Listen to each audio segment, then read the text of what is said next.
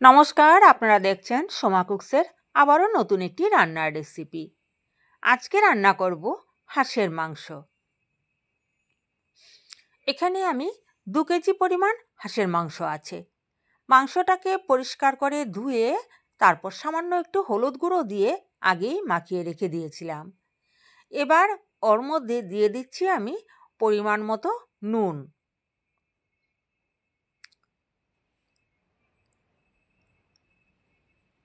দিয়ে দিচ্ছি 1 চামচ, বড় চামচের 1 চামচ জিরের গুঁড়ো,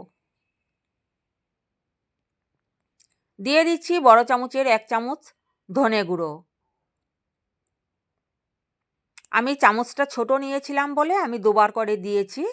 দিয়ে দিলাম 1 চামচ কাশ্মীরি লঙ্কার গুঁড়ো। এখানে আদা, রসুন, কাঁচা লঙ্কা একসাথে আমি বেছে নিয়েছি, সেটাকে পেস্ট করে নেব। আদা, রসুন, কাঁচা লঙ্কার পেস্টটা আমি এখানে দিয়ে দিলাম। সম্পূর্ণটা দেব না, সামান্য একটু রেখে দিলাম। দিয়ে এবার আমি হাতে এই মাংসটাকে ভালো করে মাখিয়ে নেব। আর হাঁসের মাংসটা ছিল একদমই ছোট দুটো হাঁস ছিল। এই যে দেখুন, পাগুলো দেখলেই বোঝা যাচ্ছে হাঁসগুলো কতটা ছোট ছিল। তবে এটা রান্না করতেও আমার বেশিক্ষণ সময় কিন্তু লাগবে না। ভালোভাবে হাতে এটাকে মাখিয়ে ঘন্টাখানেকের মতো আমি এটাকে রেখে দেব। ঘন্টাখানেক রেখে দেওয়ার পর এদিকে আমি বসিয়ে দিলাম আমার শাশুড়ির আমলের কড়াই, বড় কড়াই। কারণ এটা আমার যে কড়াইগুলোতে আমি সবসময় রান্না করি সেগুলোতে এই এতগুলো মাংস রান্না করা যাবে না। তার জন্য সেই বড় কড়াইটা নিয়ে নিলাম। সামান্য পরিমাণ তেল দিয়েছি, হাঁসের মাংসতে কিন্তু বেশি তেল লাগে না। সামান্য পরিমাণ তেল দিয়ে দিলাম 2টো তেজপাতা আর বেশ খানিকটা পেঁয়াজ কুচি। এখানে প্রায় হাফ কেজির উপরে কিন্তু পেঁয়াজ আছে। তারপর যে রসুন, আদা আর কাঁচা লঙ্কা বাটাটা একটু রেখে দিয়েছিলাম সেই মশলাটা দিয়ে দিয়েছি এখানে। দিয়ে এবার পেঁয়াজের সাথে ভালো করে একটু ভেজে নিচ্ছি। তেলের পরিমাণটা যেহেতু কম আছে, পেঁয়াজগুলো কিন্তু কড়াইয়ের গায়ে লেগে যাচ্ছে। কারণ হাঁসের মাংস রান্না করতে তেল বেশি লাগে না, হাঁসের থেকে প্রচুর তেল বের হয়ে যায়। এবার দিয়ে দিলাম আমি মাখিয়ে রাখা হাঁসের মাংসটাকে। দিয়ে এবার পেঁয়াজের সাথে খুব ভালোভাবে এটাকে আমি মিক্স করে নেব। নিয়ে এখন আমি ঢাকা দেব না, না ঢাকা দিয়ে এটাকে বেশ খানিকক্ষণ সময় এটাকে আমি কষিয়ে নেব। হাঁসের মাংস যত ভালো কষানো হয় তত ওর টেস্ট। কারণ এটা ঢাকা দিতে গেলে এখন কি হবে, মাংসগুলো একদম খুব বেশি সেদ্ধ হয়ে যাবে। আর টুকরোগুলো এত বড় করেনি, ছোট ছোট টুকরো করেছে, তার জন্য এটাকে ঢাকা যাবে না। দিয়ে দিলাম কয়টা আগে থেকে কেটে রাখা আলু আর 3টে টমেটো, দুভাগ করে কেটে নিয়েছি, টমেটোগুলো দিয়ে দিয়েছি এখানে।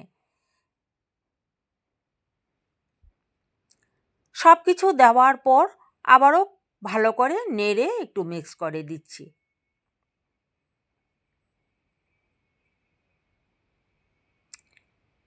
প্রায় আধ ঘন্টার মতো আমি এটাকে কষিয়ে নিয়েছি। দেখুন, মাংসর গায়ের থেকে যে জলটা বেরিয়েছে সেই জলেই কিন্তু রান্নাটা হয়ে যাচ্ছে।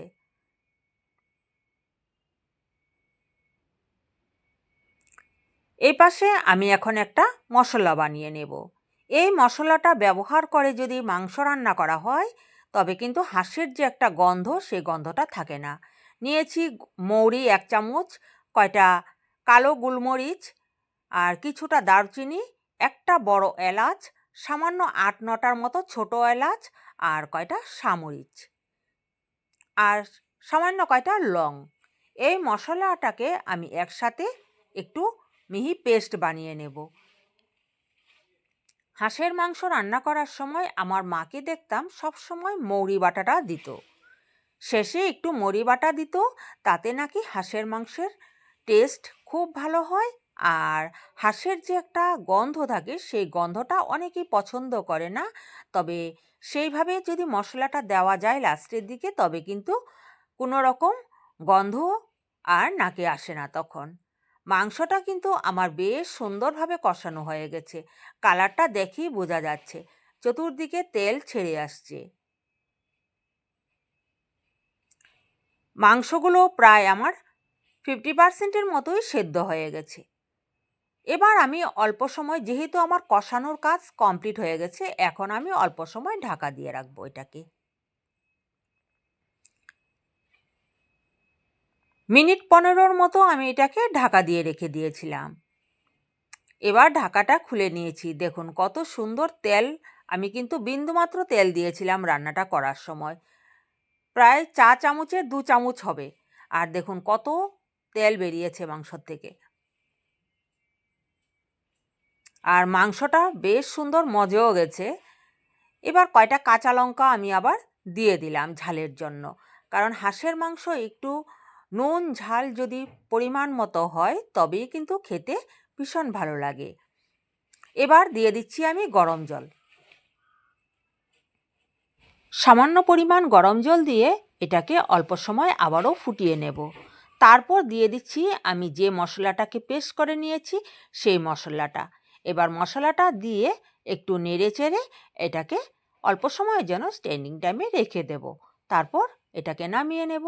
ব্যাস তৈয়ার হয়ে গেল আমার হাঁসের মাংস। তবে যারা হাঁসের গন্ধের জন্য অনেক সময় পছন্দ করেন না খেতে, তবে অবশ্যই এই মশলাটি ব্যবহার করে খেয়ে দেখবেন। খুবই ভালো লাগে খেতে। তবে কেমন লাগলো আমার আজকের এই রান্নাটা অবশ্যই কমেন্ট করে জানাবেন। তবে আজকের মতো এই পর্যন্তই। Bye bye.